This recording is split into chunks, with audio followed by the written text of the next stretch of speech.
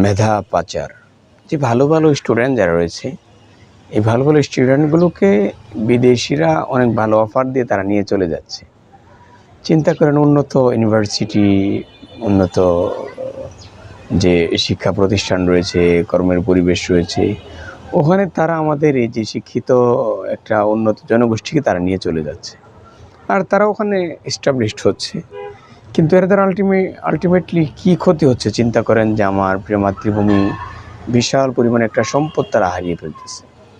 আর এই সম্পদগুলো কিন্তু একটা সময় আমার দেশে রিটার্ন করতেছে ঠিকই এই মানুষগুলো, কিন্তু তারা বিজাতীয় কালচারটাকে তারা এখানে আমদানি করতেছে। চিন্তা করেন এর দ্বারা কত পরিমাণ ক্ষতি হচ্ছে। চিন্তা করেন, আমি আপনাকে বলি যে একটা মানুষ যখন উন্নত রাষ্ট্রের জব ফেসিলিটিগুলো পাইলো, অনেক পয়সার মালিক সে হয়ে গেল, বাংলাদেশে এসে উন্নত একটা জীবনযাপন সে সেট আপ করার চিন্তা করলো।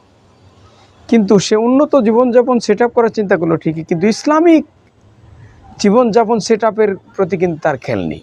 কেন? যে সে ওখানে একটা উন্নত পরিবেশে থাকার কারণে ইসলামিক একটা ডেভেলপমেন্ট, ইসলামিক একটা উন্নয়নকেই সে এই দেশে এসে সেট আপ করতে চাচ্ছে, কিন্তু যেটা ইসলামের সাথে যায় না। ধরেন আপনাকে আমি বলি যে একটা সুদভিত্তিক সমাজ, এটা কি আমার ইসলামিক ওয়েতে আছে? বলেন নেই।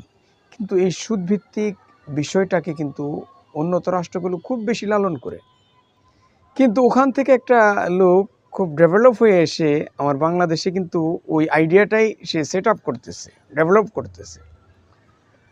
তাহলে চিন্তা করেন যে আমরা যারা ইসলামের সৌন্দর্যকে ছড়িয়ে দিতে চাচ্ছি, কিন্তু আমরা তো টেকসই একটা চিন্তা করতে পারলাম না, কিন্তু ওই লোকটা বিজাতীয় একটা টেকসই চিন্তা কিন্তু ঠিকই আমার দেশে বপন করতে চাচ্ছে, আমার দেশে এটা ছড়িয়ে দিতে চাচ্ছে, আমার দেশে এটা আবার এস্টাবলিশমেন্ট করতে চাচ্ছে। কিন্তু আমরা ইসলামিক যারা রয়েছি তারা কিন্তু এটা পারতেছি না। কেন পারতেছি না? যে আমাদের টেকসই কোনো চিন্তা ভাবনা নেই। হঠাৎ করে একটা আইডিয়া বললাম, হঠাৎ করে কিছু মানুষ লুফে নিল, এরপরে আবার নিস্তেজ হয়ে গেল, এরপরে এটা নিয়ে আর কেউ মাথা কামাচ্ছে না। এটা আমাদের করতে হবে প্রিয় ভাই। আমাদের উন্নত জনগোষ্ঠী, উন্নত জনশক্তিটাকে, আমাদের মেধাবী ছেলেদেরকে আমাদের এখানে কাজে লাগাতে হবে ইনশাআল্লাহ। কাজে কিভাবে লাগাবো? ইসলামিক ওয়েতে তাদেরকে আমাদের কাজে লাগাতে হবে। ইসলামের সাথে যত তাদের সম্পর্ক গভীর হবে, জাতি তত বেশি সুফল পাবে ইনশাআল্লাহ তাদের থেকে। আল্লাহ তাআলা আমাদের একটা টেকসই চিন্তা করার তৌফিক দান করুন।